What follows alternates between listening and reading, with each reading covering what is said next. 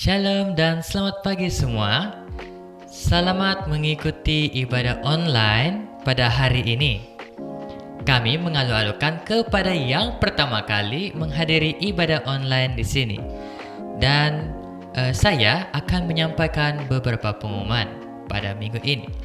Mari kita tengok apa pengumuman minggu ini. Jom. Ibadah raya akan diadakan pada minggu depan bersamaan dengan 4 Julai bermula seawal jam 9 pagi. Saya mendorong semua untuk melibatkan diri dalam ibadah online ini. Bagi sumbangan kasih dan persepuluh juga boleh disalur ke nombor akaun gereja yang tertera di skrin Anda. Kami menyediakan platform bagi permintaan bahan doa atau prayer request kepada Anda semua pada saat ini. Anda boleh menghantar prayer request ke nombor WhatsApp yang tertera dengan menyatakan nama, asal dan perkara doa. Setiap perkara doa ini akan didoakan serta-merta oleh tim pendoa SIB Ranau-Ranau. Demikianlah pengumuman pada minggu ini. Dan selamat beribadah. Shalom dan selamat pagi buat kita semua pada pagi hari ini. Puji Tuhan karena kita bisa bertemu di dalam ibadah online pada pagi hari ini. Haleluya, haleluya. Mari saya ajak semua kita untuk menyembah Dia. Kita masuk di dalam hadirat Tuhan untuk menyembah Dia dan meninggikan nama Tuhan. Haleluya Yesus. Haleluya. Pada pagi hari ini Tuhan, kami sangat bersyukur karena kami bangun pada hari ini dengan ucapan syukur kami kepada Engkau Tuhan. Engkau yang berserta dengan kami percaya apa yang terjadi di hidup kami adalah yang terbaik bagi Tuhan. Mazmur 86 ayat 12, Aku hendak bersyukur kepadamu, ya Tuhan Allahku, dengan segenap hatiku dan memuliakan namamu untuk selama-lamanya. Haleluya.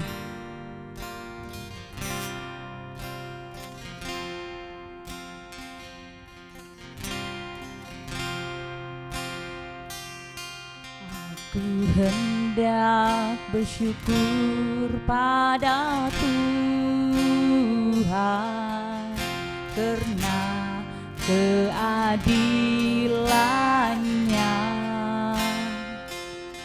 dan bermazmur bagi nama Tuhan yang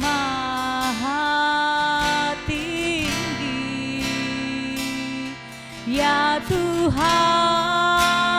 Tuhan kami, betapa mulianya namamu, namamu Tuhan kami, dimuliakan atas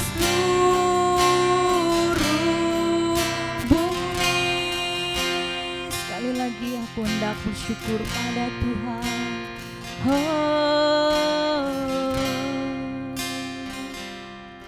Aku hendak bersyukur pada Tuhan karena keadilannya dan bermazmur bagi nama Tuhan yang maha tinggi, ya Tuhan, Tuhan kami, betapa mulianya namamu, namamu Tuhan.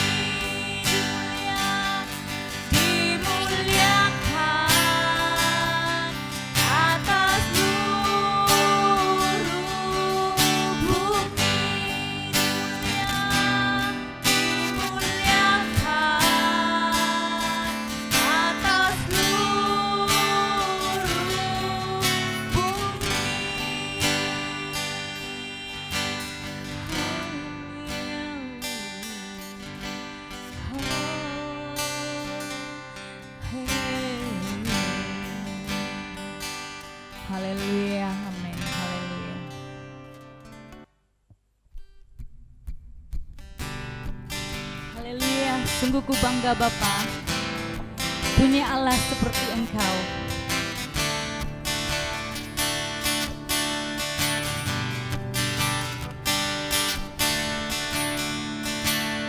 Sungguh ku bangga Bapa, punya Allah seperti Engkau. Sungguh ku bangga Yesus, atas segala pengorbananmu. Tak ingin aku hidup lepas dari kasih-Mu, kasih-Mu, kasih-Mu menyelamatkan dan beriku pengharapan. Sungguh ku bangga Bapa, sungguh ku bangga Bapa, punya Allah seperti Engkau. Sungguh ku bangga Yesus, atas segala pengorbananmu. Tak ingin aku hidup lepas dari kasih-Mu, kasih-Mu, kasih-Mu menyelamatkan dan beriku pengharapan. Kini ku persembahkan apa yang aku miliki. Memang tiada berarti bila dibanding dengan kasih-Mu. Namun ku ingin memberi dengan sukacita di hati, karena ku tahu ini menyenangkan hati. Sungguh ku bangga Bapa, punya Allah seperti Engkau. Sungguh ku bangga Yesus, atas segala pengorbananmu. Tak ingin aku hidup lepas dari kasih-Mu, kasih-Mu, kasih-Mu menyelamatkan dan beriku pengharapan. Kini ku persembahkan, ku persembahkan apa yang aku miliki. Memang tiada berarti bila dibanding dengan kasih-Mu. Namun ku ingin memberi dengan sukacita di hati, karena ku tahu menyenangkan hati-Mu. Karena ku tahu ini menyenangkan hati-Mu. Karena ku tahu ini menyenangkan hati-Mu. Yang terakhir, karena ku tahu ini menyenangkan hati-Mu. Haleluya, haleluya, haleluya.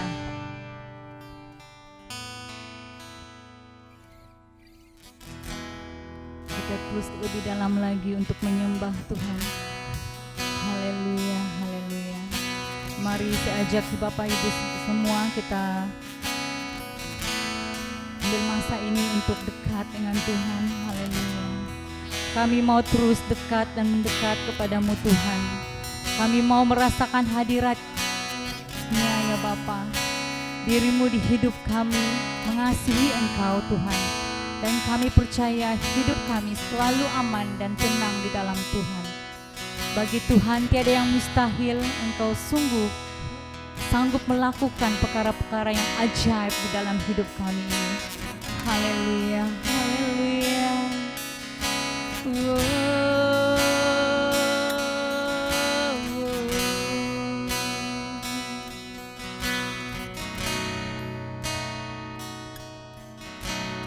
Tuhan, ku mau menyenangkan-Mu. Tuhan, bentuklah hati ini jadi bencana untuk hormat-Mu. Cermelang bagai emas murni.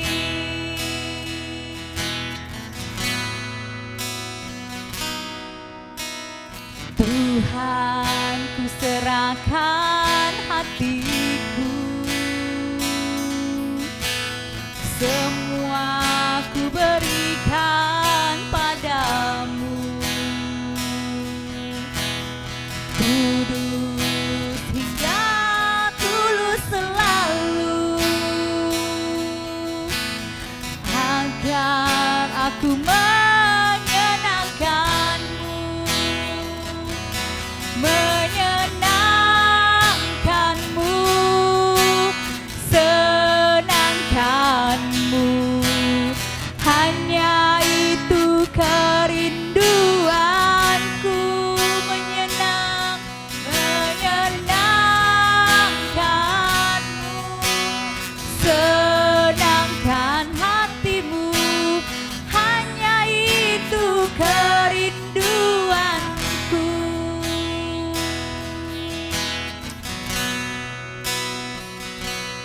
Ya Tuhanku,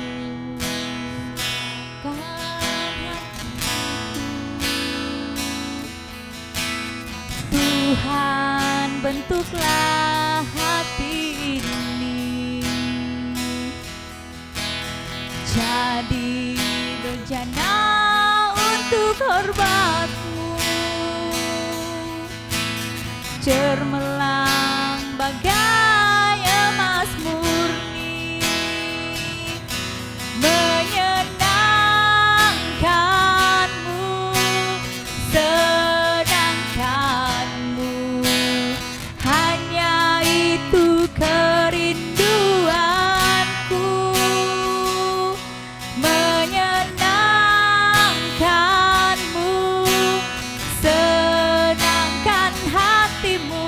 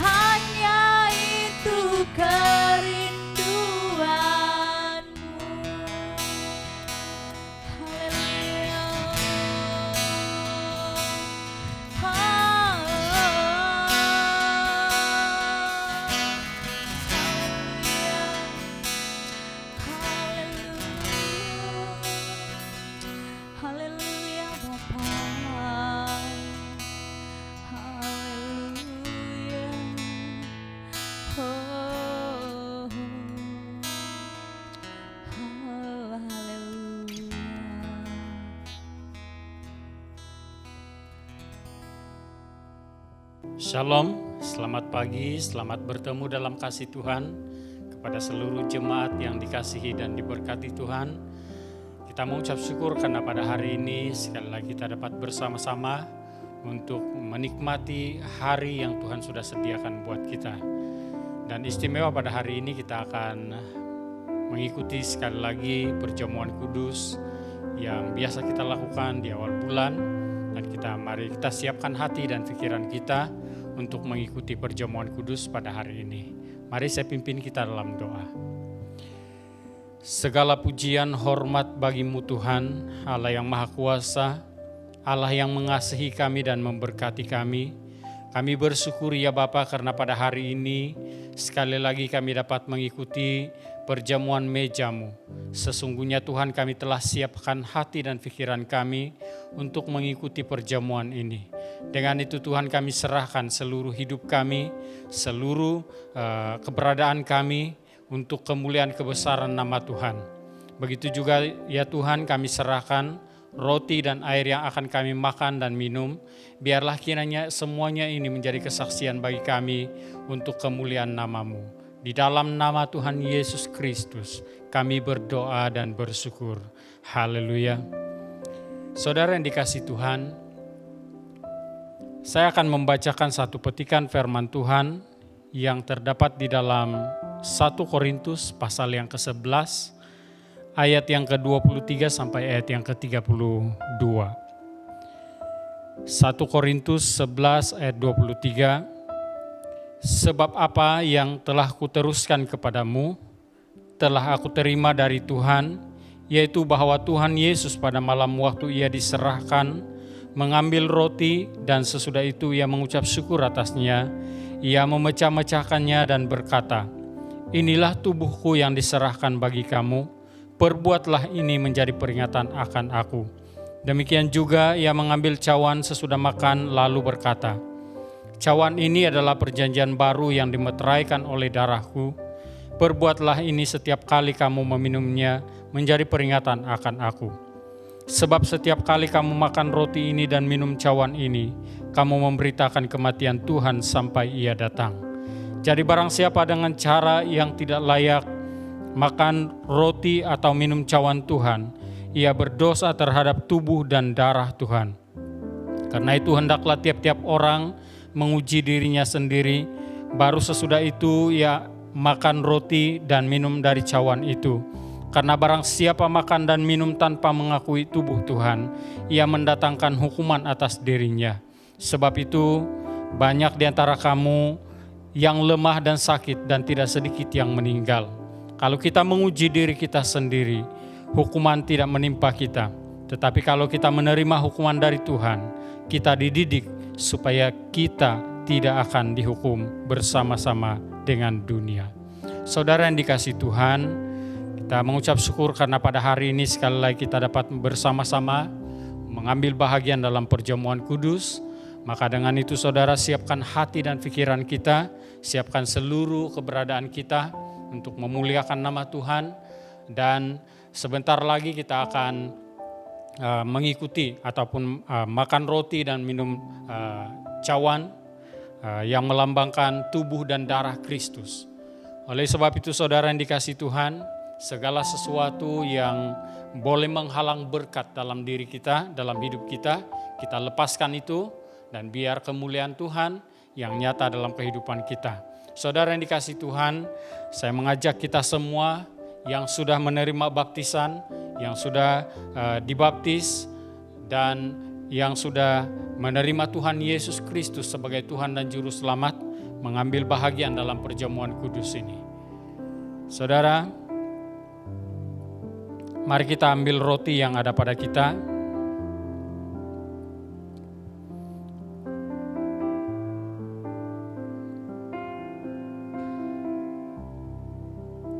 Tuhan Yesus pada malam waktu ia diserahkan, mengambil roti dan sesudah itu ia mengucap syukur atasnya. Ia memecah-mecahkannya dan berkata, inilah tubuhku yang diserahkan bagi kamu. Perbuatlah ini menjadi peringatan akan aku. Mari kita makan bersama-sama.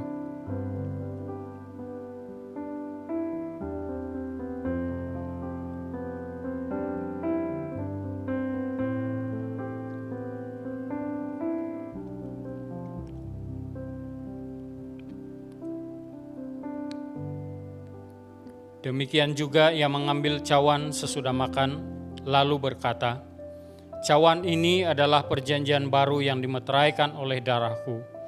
Perbuatlah ini setiap kali kamu meminumnya, menjadi peringatan akan aku."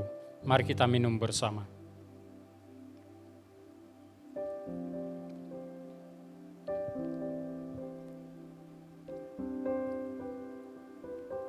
Sebab setiap kali kamu makan roti ini dan minum cawan ini, kamu memberitakan kematian Tuhan sampai Ia datang. Mari kita berdoa. Bapa di sorga, kami bersyukur karena kami sudah selesai dalam mengikuti perjamuan kudus, perjamuan meja-Mu, yang memberi peringatan kepada kami supaya kami menjadi saksi di hadapan-Mu. Dan Tuhan, kami bersyukur karena semuanya ini Engkau lakukan buat kami, sehingga kami memiliki kehidupan, dan kehidupan ini kami dapat gunakan untuk memuliakan, meninggikan nama Yesus saja.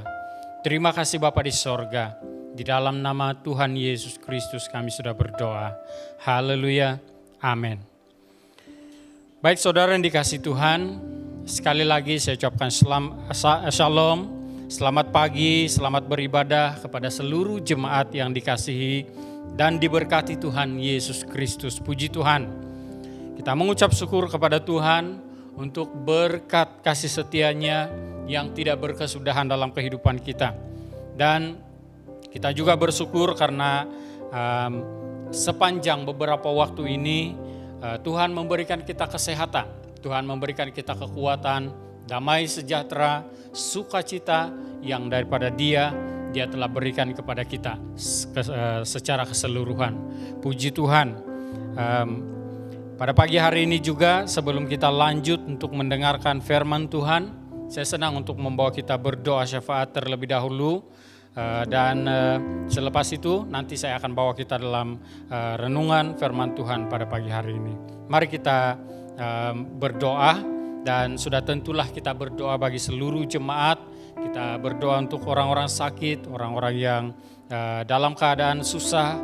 Kita berdoa juga untuk orang-orang yang sedang bertugas sebagai petugas barisan hadapan, supaya senantiasa diberikan kekuatan dan semangat dalam tugas-tugas mereka. Mari kita berdoa. Kami mengucap syukur ya Tuhan, karena pada hari ini Tuhan telah memberikan kami kesempatan lagi untuk bersama-sama dalam ibadah.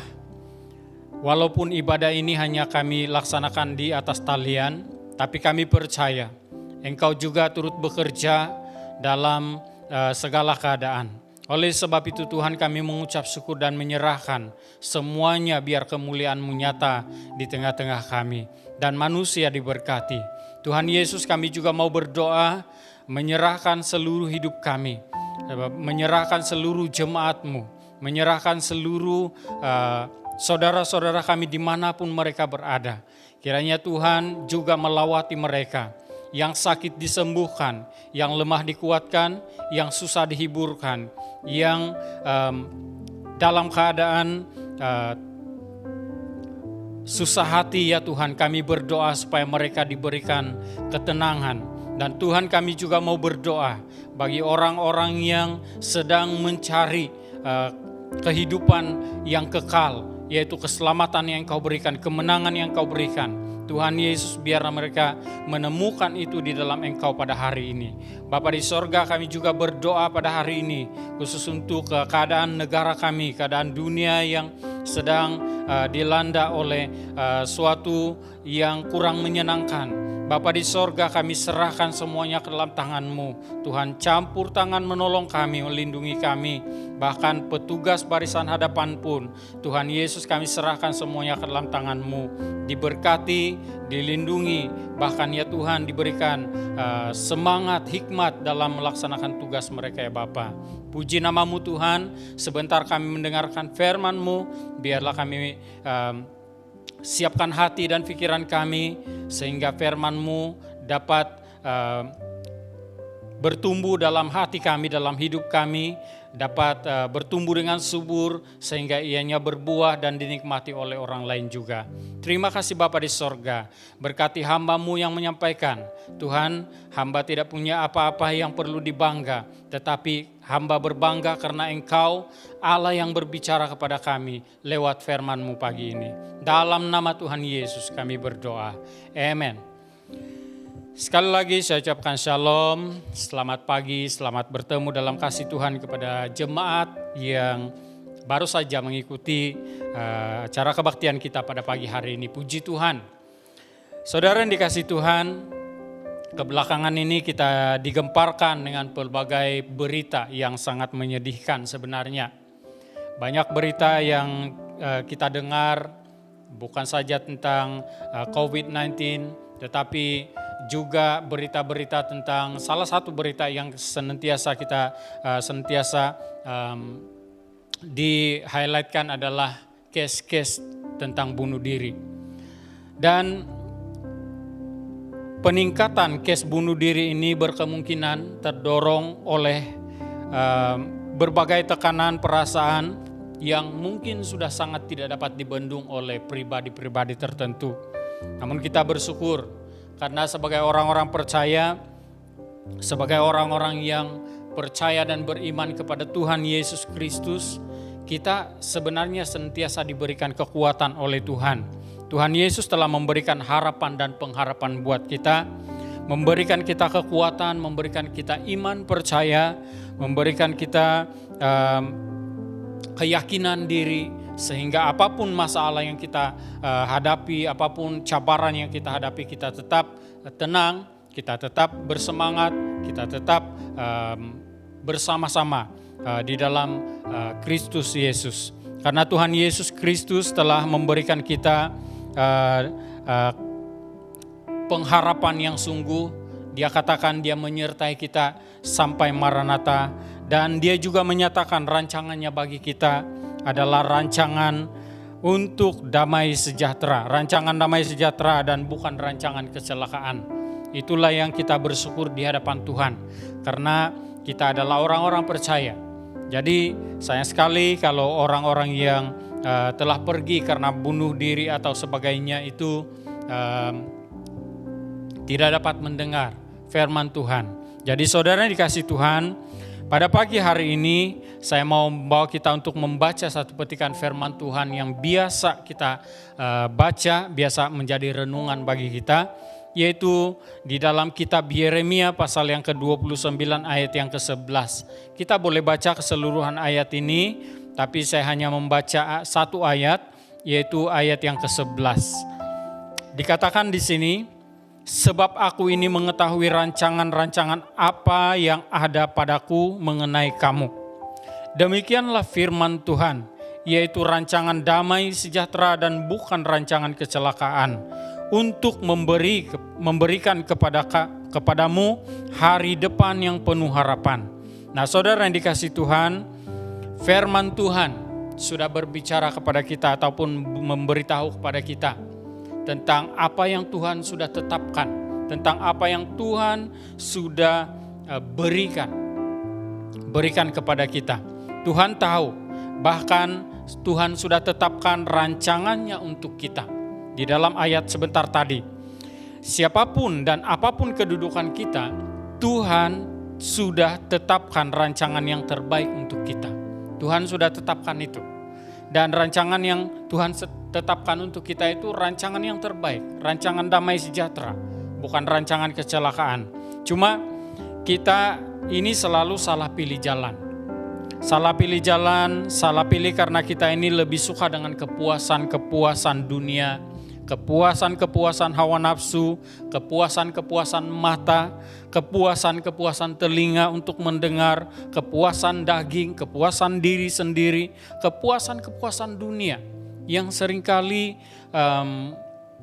mempromosikan promosi yang tidak memuliakan nama Tuhan dan juga tidak mendatangkan kebaikan bagi diri kita sendiri. Nah saudara yang dikasih Tuhan, inilah kesilapan ataupun kesalahan-kesalahan pilihan yang seringkali terjadi dalam diri manusia. Sehingga dia melupakan apa yang Tuhan sudah tetapkan buat dia, buat mereka ataupun buat kita semua, bahwa Tuhan sudah tetapkan rancangan yang terbaik untuk kita, yaitu rancangan damai sejahtera. Nah, saudara yang dikasihi Tuhan, percaya bagaimana mengetahui rancangan Tuhan bagi kita. Ini mungkin jadi persoalan bagi beberapa orang, tapi bagi semua orang percaya, saya percaya kita sudah mengenal, sudah mengetahui bagaimana mengetahui rancangan Tuhan untuk kita, bagi kita. Yang pertama, kita perlu percaya kepada Tuhan dengan lebih sungguh, percaya kepada Tuhan Yesus Kristus, Sang Juru Selamat yang telah memberikan keselamatan dan memberikan pengharapan buat kita. Jadi itu yang pertama. Yang kedua, kita perlu berserah sepenuhnya kepada Tuhan. Karena tanpa percaya dan tanpa penyerahan yang sungguh-sungguh, yang secara tuntas di hadapan Tuhan, kita tidak akan dapat mengecapi apa yang dijanjikan oleh Tuhan. Dan yang ketiga, kita perlu setia. Setia untuk melakukan kehendak Tuhan, kehendaknya. Dan kita perlu pegang erat firman Tuhan yang telah kita baca sebentar tadi, yaitu Yeremia pasal 29 ayat 11. Nah, kita juga perlu lihat bahwa rancangan yang Dia telah sediakan untuk kita adalah rancangan damai sejahtera. Rancangan damai sejahtera. Maksudnya di sini tidak berarti bahwa kita ini tidak akan mengalami berbagai cabaran. Tidak berarti bahwa kita ini tidak akan mengalami kesusahan sudah. Tetapi apa yang dikatakan oleh Tuhan, aku telah menetapkan ataupun rancanganku untuk kamu adalah rancangan damai sejahtera, yaitu sekalipun mungkin kita akan mengalami titik terendah dalam kehidupan kita, kita sudah ada pengharapan. Kita sudah ada pengharapan dan kita sudah tahu bagaimana datang kepada pengharapan itu, yaitu kepada Tuhan Yesus Kristus. Kita punya pengharapan, maka kita tahu bahwa semua yang kita lalui itu, sama ada yang baik atau yang tidak baik, yang kurang baik, itu semua diizinkan Tuhan untuk menjadi proses dalam kehidupan kita. Sehingga bila kita melalui proses itu, kita semakin hari semakin kuat, dan kita menang di atas segala kelemahan kita. Nah, saudara yang dikasihi Tuhan, kita juga tidak boleh terikat atau mengikat diri kita dengan kelemahan. Banyak orang yang mengikat dirinya dengan kelemahan, itu sebabnya kita tidak dapat melihat damai sejahtera. Banyak orang yang mengikat dirinya dengan kekhawatiran, ketakutan, apatah lagi ketakutan dengan kuasa-kuasa lain yang dari dunia ini. Banyak orang yang mengikat dirinya terhadap hal-hal sedemikian, sehingga dia tidak dapat melihat apa yang dijanjikan oleh Tuhan sebagai rancangan damai sejahtera bagi kita. Nah, saudara, jangan ikatkan diri kita dengan apapun bentuk ramalan ataupun yang sepertinya. Karena yang terpenting adalah kita harus ingat bahwa kita sedang berjalan di dalam rancangan damai sejahtera Tuhan. Itu yang perlu kita senantiasa ingat. Masa depan kita itu urusan Tuhan, saudara. Dan kita perlu lihat juga apa yang dikatakan oleh Tuhan, rancangan Tuhan untuk kita bukan rancangan kecelakaan. Nah, kalau Tuhan sudah katakan bahwa rancanganku itu untuk kamu itu bukan rancangan kecelakaan tetapi rancangan damai sejahtera, berarti ada perlindungan, ada jaminan yang Tuhan sudah sediakan, tetapkan untuk kita. Jadi bukan rancangan kematian atau kebinasaan yang kekal yang Tuhan rancang untuk manusia. Tetapi Tuhan merancang ataupun membawa manusia ini ke dalam rancangan damai sejahtera, kebaikan. Dia membawa manusia ini kepada kebaikan dan kehidupan yang kekal. Kita dapat lihat itu dalam Yohanes 3:16, ini sudah biasa kita baca.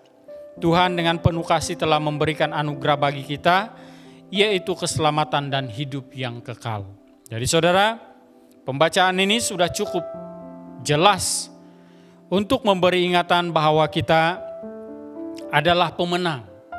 Dalam pembacaan sebentar tadi menjelaskan dan memberi gambaran yang sangat jelas buat kita bahwa kita ini adalah pemenang. Bukan kata orang pecundang ataupun orang-orang yang kalah, dikalahkan, dan bukan orang-orang yang terikat lagi.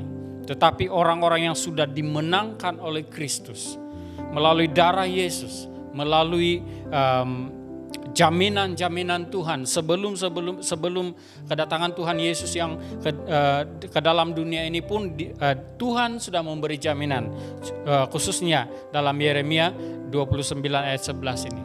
Nah, saudara, kita perlu mengingat bahwa rancangan Tuhan bagi kita itu adalah rancangan damai sejahtera. Itu sudah cukup memberi gambaran bahwa sebagai orang percaya, kita adalah orang yang dimenangkan dan lebih daripada pemenang.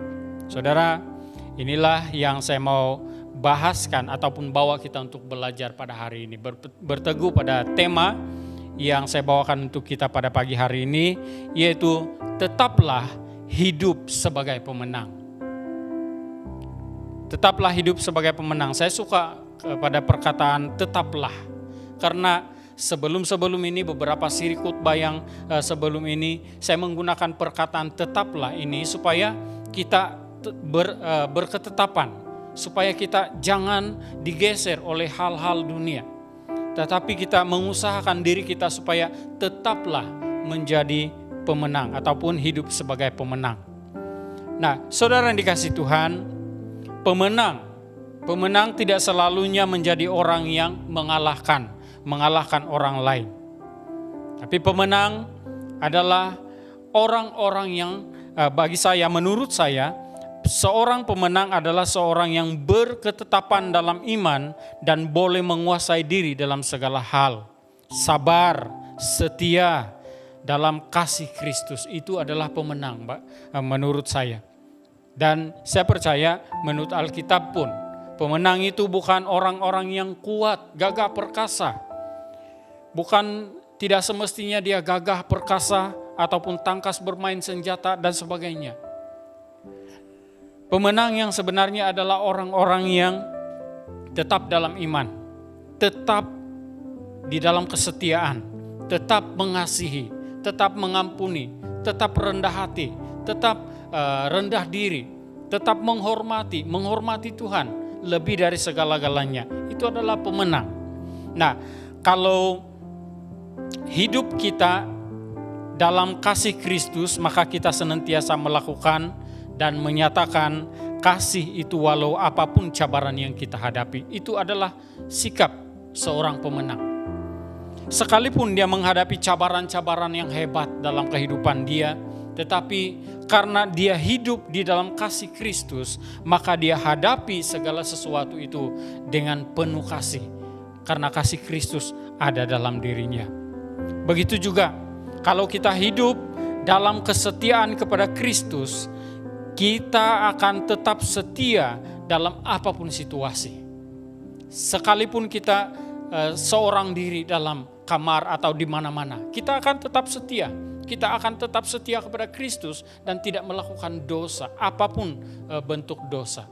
Baik pikiran kita, perasaan kita, apatah lagi apa yang kita lihat, apa yang kita layari dalam internet dan sebagainya. Kita perlu, kalau hidup kita ini, kita sudah katakan bahwa kita mau hidup setia dalam Kristus, maka kita ini tetap setia dalam apapun situasi. Nah, begitu juga keseluruhan hidup kita. Keseluruhan hidup bagi orang-orang percaya ataupun orang yang hidup sebagai pemenang adalah hidupnya, semuanya yang berlaku dalam kehidupannya itu terpimpin oleh kasih Kristus. Tidak ada satupun perkara yang berlaku, dia lakukan, dia pikirkan, dia dengar, dia lihat dengan mata, dia simpan dalam hati yang tidak memuliakan nama Tuhan.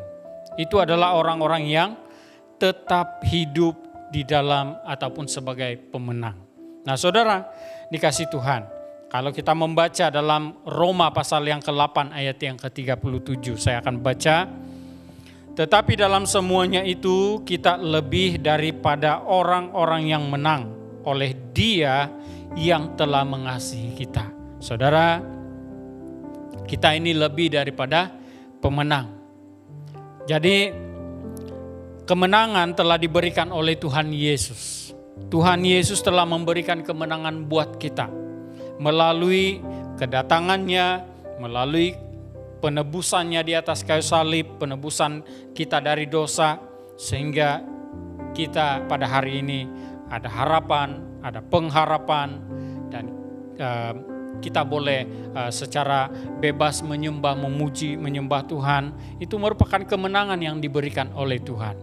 Jadi saudara bersyukurlah. Dan kemenangan yang Tuhan sudah berikan kepada kita itu adalah kemenangan untuk mengatasi dosa. Kemenangan untuk mengatasi dosa atau kejahatan, segala kejahatan. Kalau dikatakan dosa ini banyak sekali perkara-perkara yang menjadi larangan ataupun menjadi larangan oleh Tuhan, dan itu perlu kita jauhi. Dan apabila kita jauhi berarti kita sudah menang di atas segala dosa. Begitu juga dengan kejahatan. Apapun kejahatan, yang namanya kejahatan, kita perlu menang dari segala kejahatan. Kita perlu miliki kekuatan yang dari Tuhan untuk mengalahkan kejahatan, yaitu dengan melakukan kehendak Tuhan. Nah, yang kedua, kemenangan atas maut. Kita tahu bahwa dunia ini sebenarnya sedang ataupun maut sedang mengintai seluruh kehidupan manusia ataupun orang-orang di dalam dunia ini. Sehingga Tuhan Yesus telah menyalibkan ataupun mematahkan sengat maut itu dan memberikan kemenangan buat kita. Jadi setiap orang percaya dia tidak akan binasa lagi, tetapi memiliki hidup yang kekal. Itu yang dikatakan dalam Yohanes 3:16. Nah, yang ketiga, kemenangan yang Tuhan telah berikan kepada kita ialah kemenangan terhadap kuasa iblis. Kemenangan terhadap kuasa iblis. Saya senang untuk membaca satu petikan firman Tuhan yang terdapat dalam Kolose pasal 2 ayat 13 sampai ayat yang ke-15. Dikatakan di sana, kamu juga meskipun dahulu mati oleh pelanggaranmu dan oleh karena tidak disunat secara lahiriah, telah dihidupkan Allah bersama-sama dengan Dia sesudah Ia mengampuni segala pelanggaran kita, dengan menghapuskan surat hutang yang oleh ketentuan-ketentuan hukum mendakwa dan mengancam kita, dan itu ditiadakannya dengan memakukannya pada kayu salib. Ia telah melucuti pemerintah-pemerintah dan penguasa-penguasa dan menjadikan mereka tontonan umum dalam kemenangannya atas mereka. Nah, saudara dikasih Tuhan, kemenangan terhadap iblis ataupun penguasa-penguasa dunia ini.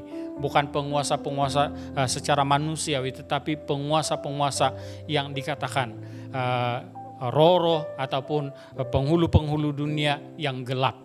Nah, saudara yang dikasih Tuhan, kita tidak boleh terikat, kita tidak boleh mengikat ataupun kita tidak boleh berada di dalam lingkungan ikatan kuasa-kuasa kegelapan lagi. Sebab Tuhan Yesus sudah memberikan kemenangan buat kita. Salib Kristus itu telah memberikan pelepasan, kemenangan bagi kita terhadap kuasa iblis. Jadi kita adalah pemenang. Kita adalah pemenang. Kita lahir sebagai pemenang dan Tuhan sudah tentukan kita untuk hidup sebagai pemenang. Pemenang bukan untuk menjadi orang yang hidup dalam keterikatan atau orang yang kalah. Jadi kita sudah ditetapkan untuk hidup sebagai orang-orang yang menang. Jadi tetaplah hidup sebagai pemenang dalam setiap waktu dalam kehidupan kita.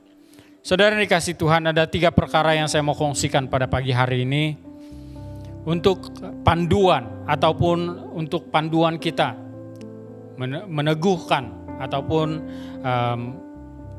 berteguh dalam kemenangan kita setiap waktu. Yang pertama, tetaplah hidup sebagai pemenang.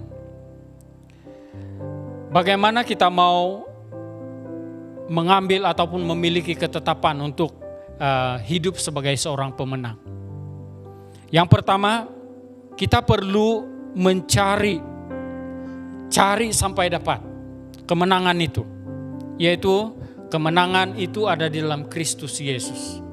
Walaupun saya sudah katakan tadi bahwa kita itu adalah pemenang dan sudah lahir sebagai pemenang, tapi ada waktu-waktu dalam kehidupan kita.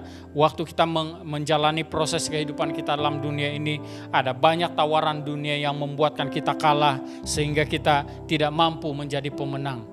Sehingga kita seperti mana yang saya sudah nyatakan tadi bahwa kebanyakan ramai orang yang putus asa sehingga bunuh diri pada hari-hari terakhir ini. Nah, kita perlu cari kemenangan itu di dalam Kristus. Kita perlu cari kemenangan itu di dalam Tuhan Yesus Kristus. Karena dikatakan oleh firman Tuhan dalam Mazmur 105 ayat 4, Yesaya 55 ayat 6, dikatakan di sana, carilah Tuhan dan kekuatannya, carilah wajahnya.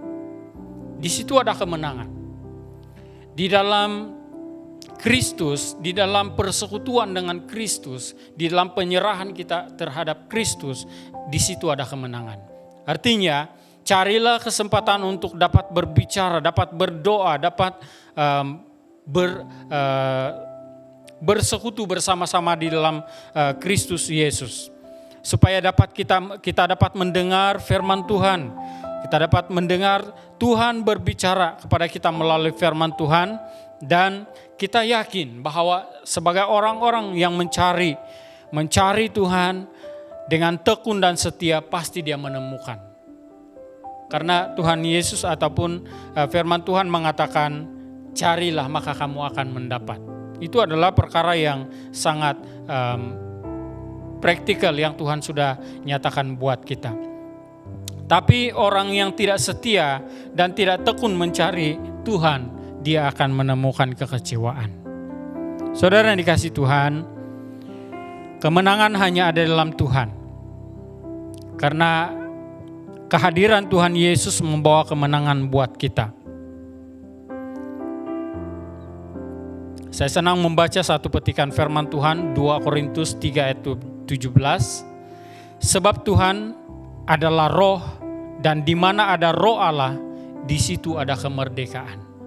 Berarti roh Allah atau roh Yesus atau Tuhan Yesus sendiri yang kita andalkan ini, di mana ada kehadiran Dia, di situ ada kemenangan. Jadi kita perlu cari waktu itu. Kita perlu cari kesempatan itu. Kita perlu cari momen itu. Sehingga kita menemukan kemenangan demi kemenangan dan berteguh dalam kemenangan itu setiap waktu. Orang yang mengandalkan Tuhan Yesus atau yang Tuhannya adalah Tuhan Yesus, disebut lahir dari Allah. Dan orang yang lahir dari Allah itu diberikan kuasa untuk mengalahkan dunia. Perkataan mengalahkan ini berarti menang. Ada kemenangan ataupun sebagai seorang pemenang. Atau dapat mengalahkan segala sistem dunia yang jahat, sistem dunia yang penuh dengan kegelapan ini melalui iman. Kita itu adalah anak-anak Allah yang disebut sebagai anak-anak Allah yang hidup dalam kemenangan. Sehingga kita tidak perlu risau lagi dengan kehidupan ini ataupun banyak cabaran, banyak promosi-promosi dunia yang membuatkan kita kadang-kadang jatuh di sana.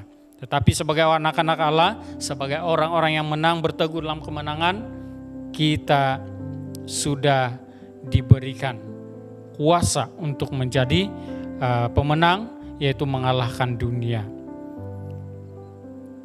Yang kedua yang perlu kita lakukan untuk senantiasa tetap hidup sebagai pemenang adalah hiduplah dalam kemenangan itu. Jangan tinggalkan kemenangan itu, tetapi hiduplah dalam kemenangan itu. Nah, orang yang hidup dalam kemenangan sentiasa berpikiran positif. Itu sebabnya saya katakan tadi di awal-awal tadi bahwa kebanyakan orang yang bunuh diri ataupun terjun dari bangunan itu berarti dia sudah putus asa karena dia tidak tahu ada jalan keluar, dia tidak tahu bagaimana untuk jalan keluar lagi, maka dia mengambil keputusan itu. Tetapi orang-orang yang hidup dalam kemenangan, yang tetap hidup sebagai seorang pemenang, dia adalah orang yang hidup dalam dia adalah seorang yang berpikiran positif. Nah, orang yang hidup dalam kemenangan adalah dia berpikiran luas. Dia berpikiran luas dan tidak mudah putus asa. Orang yang hidup dalam kemenangan juga senantiasa ada jalan di dalam jalan buntu hidup pun dia tetap tahu bahwa Tuhan Yesus akan buka jalan buat dia. Dia tahu, dia yakin bahwa Yesus adalah solusi ataupun jalan yang terbaik. Nah, itu adalah sikap orang yang hidup dalam kemenangan. Orang yang hidup dalam kemenangan hasil kerjanya juga sangat baik. Nah, saudara dikasih Tuhan, saya ingin membaca satu petikan firman Tuhan dalam Lukas 6 ayat 43 sampai 45. Di sana dikatakan, karena tidak ada pohon yang baik yang menghasilkan buah yang tidak baik, dan juga tidak ada pohon yang tidak baik menghasilkan buah yang baik. Sebab setiap pohon dikenal dari buahnya, karena dari semak duri orang tidak memetik buah ara, dan dari duri-duri tidak memetik buah anggur. Orang yang baik mengeluarkan barang yang baik dari perbendaharaan hatinya yang baik, dan orang yang jahat mengeluarkan barang yang jahat dari perbendaharaannya yang jahat. Karena yang diucapkan mulutnya meluap dari hatinya. Saudara dikasih Tuhan, ini merupakan gambaran. Demikian juga orang yang hidup dalam kemenangan, hasil kerjanya juga memenangkan orang. Hasil kerjanya memenangkan orang, bukan menjatuhkan orang, bukan meruntuhkan semangat orang. Hasil kerja seorang pemenang yang tetap hidup sebagai pemenang adalah dia memberi kemenangan kepada orang lain juga. Dan dia bukan menyatakan rancangan kegagalan, dia tidak menyatakan rancangan kegagalan orang lain, dan dia tidak menyatakan rancangan kemusnahan orang lain, tetapi dia menyatakan jalan bagi kemenangan dan keselamatan. Itulah yang dilakukan oleh orang-orang yang hidupnya tetap di dalam hidup sebagai seorang pemenang. Nah, tetaplah hidup sebagai seorang pemenang dalam kehidupan kita sehari-hari dan gunakanlah kemenangan itu. Ini yang ketiga, gunakanlah kemenangan itu. Jangan kita simpan-simpan, jangan kita tinggalkan, tetapi gunakan kemenangan itu. Kemenangan yang ada pada kalian, kemenangan yang ada pada kita semua, kemenangan yang Tuhan sudah berikan buat kita. Kita mau gunakan itu. Gunakan kemenangan yang Tuhan sudah berikan buat kita untuk mengatasi kelemahan kita. Mengatasi kelemahan kita. Mungkin terlalu banyak kelemahan kita. Apa saja kelemahan itu? Yang pertama mungkin malas berdoa. Malas merenungkan firman Tuhan. Malas bersaat teduh. Apatah lagi di masa-masa ini. Ada khotbah-khotbah para hamba Tuhan yang boleh kita layari di YouTube dan sebagainya. Dan itu sangat baik untuk didengar. Tetapi persoalan saya di sini adalah bukan kamu gagal untuk mengikuti pelayanan-pelayanan yang ada. Persoalan saya di sini adalah apakah hubungan kita dengan Tuhan masih baik? Masihkah engkau setia dalam imanmu? Atau sudah kalah dengan kemalasan-kemalasanmu? Saudara yang dikasih Tuhan, ini yang perlu kita atasi. Gunakan kemenangan yang Tuhan sudah berikan itu untuk mengatasi kelemahan kita. Banyak kelemahan kita. Banyak kelemahan diri kita. Kelemahan daging. Kelemahan untuk seperti yang saya sebut tadi, berdoa, merenungkan firman Tuhan, bersaat teduh. Jangan cukupkan diri kita dengan hal-hal yang kita lihat, kita dengar dari orang lain saja. Tetapi biarlah kita lihat dan kita dengar itu juga dari Tuhan. Kita ada saat teduh bersama-sama. Kita adakan hubungan yang baik, hubungan yang intim dengan Tuhan. Kelemahan kita juga kita mau gunakan kemenangan ataupun kehidupan yang berkemenangan ini untuk mengatasi kesombongan.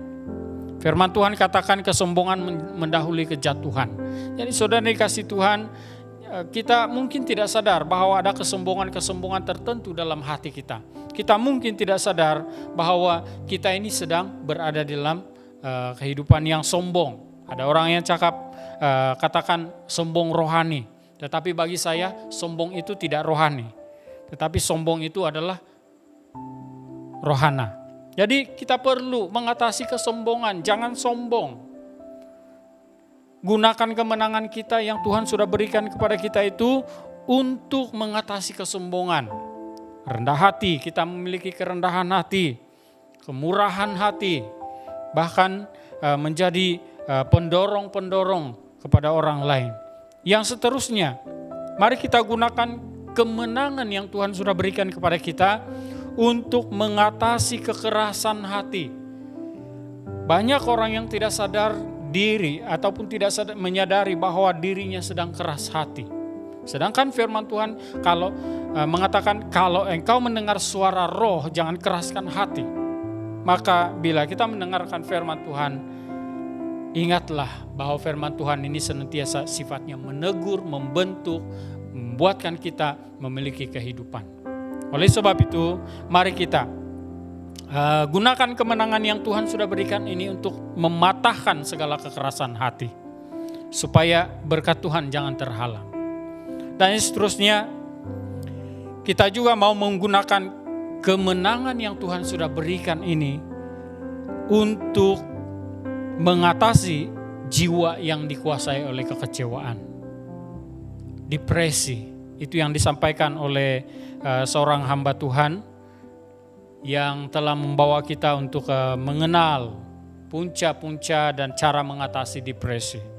Jadi saudara dikasih Tuhan, salah satu daripada cara mengatasi jiwa yang dikuasai oleh kekecewaan adalah kalahkan itu dengan kemenangan yang Tuhan sudah berikan dengan kita. Dan yang seterusnya, mari kita gunakan kemenangan yang Tuhan sudah berikan buat kita untuk mengatasi segala keinginan daging kita. Seperti kata Paulus, hidupku bukannya aku lagi, tetapi Kristus ada dalamku. Penyangkalan diri itu perlu. Jadi inilah kemenangan yang perlu sentiasa kita pertahankan. Dan mari kita gunakan kemenangan itu juga untuk mengatasi pencobaan-pencobaan dunia. Pencobaan-pencobaan dunia. Banyak pencobaan-pencobaan yang dijabarkan oleh dunia pada hari ini. Yang sadar atau tidak sadarnya kita sedang terjebak di sana. Oleh sebab itu mari kita gunakan kemenangan yang Tuhan sudah berikan kepada kita untuk mengatasi pencobaan dunia. Dan yang terakhir, kita gunakan kemenangan yang Tuhan sudah berikan buat kita untuk mengatasi godaan iblis. Godaan iblis itu tidak selalunya didengar pelik.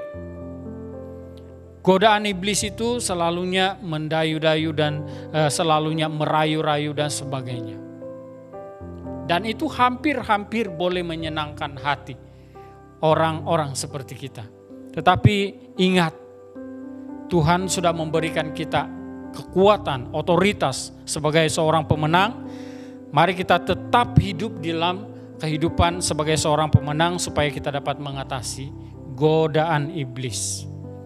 Itulah sebabnya firman Tuhan katakan, biarlah kita hidup sebagai orang-orang yang senantiasa ada kesadaran bahwa kita itu adalah anak-anak Tuhan. Sehingga kita mampu membezakan manakah kehendak Tuhan dan manakah yang bukan kehendak Tuhan. Oleh sebab itu saudara yang dikasih Tuhan, sekali lagi saya mau katakan, tetaplah hidup sebagai pemenang dalam kehidupan kita selama hidup kita, supaya Tuhan Yesus dipermuliakan dalam diri kita dan kita mendapat apa yang Tuhan sudah janjikan buat kita. Carilah kemenangan itu di dalam Kristus Yesus, dapatkan kemenangan itu senantiasa, setiap hari, setiap waktu di dalam Kristus Yesus. Dan hiduplah dalam kemenangan itu. Jangan lepaskan, jangan tinggalkan kemenangan itu. Dan gunakan kemenangan itu bagi kemuliaan nama Tuhan dan berkat bagi manusia. Sampai di sini renungan firman Tuhan yang saya sampaikan untuk kita pada pagi hari ini. Semoga diberkati dan saya pimpin kita dalam doa. Segala pujian, hormat hanya bagi-Mu Tuhan. Kami mengucap syukur karena kami sudah selesai dalam ibadah kami hari ini. Firman-Mu sudah diberitakan. Dan Tuhan, kami berdoa supaya firman-Mu itu terus tetap menuntun kami, menjadi bagian dalam hidup kami dimanapun kami berada. Tuhan, peringatkan kami waktu kami merasa putus asa dan sebagainya. Tuhan, peringatkan kami supaya kami tetap hidup sebagai seorang pemenang di hadapan-Mu. Terpuji nama-Mu Bapa di sorga. Berkati seluruh jemaat-Mu yang mendengar. Dalam nama Tuhan Yesus kami berdoa. Amin.